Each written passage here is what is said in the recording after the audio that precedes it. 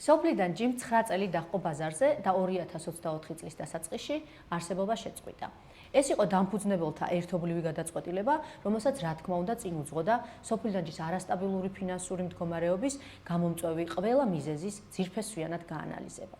მაინც რა იყო ეს მიზეზები? შეგვიძლია რამოდენიმე მათგანზე ვისაუბროთ. პირველი და უმნიშვნელოვანესი ეს იყო შეზღუდული სეგმენტი. სოფლიდან ჯის გადამხდელუნარიანი მომხმარებლის სეგმენტი იყო ძალიან შეზღუდული და მისი გეოგრაფიული სეგმენტის მხოლოდ 1% შეადგენდა. კონცეპტუალური შეზღუდვა.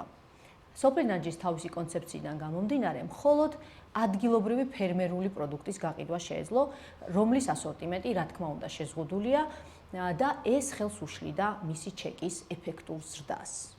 და რა თქმა უნდა, ერთ-ერთი მნიშვნელოვანი მიზეზი, რომელიც ადგილობრივი კვების პროდუქტის მაღალ თვითღირებულებასა და დაბალ მარჟასთან იყო დაკავშირებული.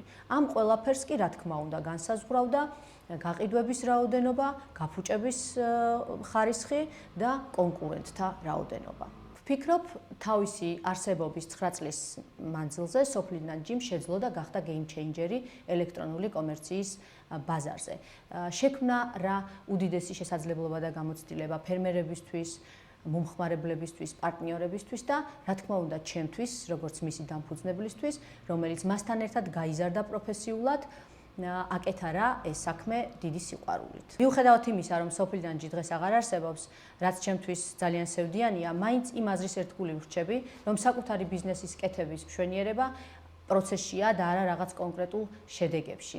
თუმცა როგორც ბიზნესმენი, არანაკლებ მნიშვნელობას ვანიჭებ ბიზნესის ფინანსურ წარმატებას და ალბათ ეგეც არის მიზეზი იმისა, რომ სოფლიდან ჯი დღეს ბაზარზე აღარ ოპერირებს.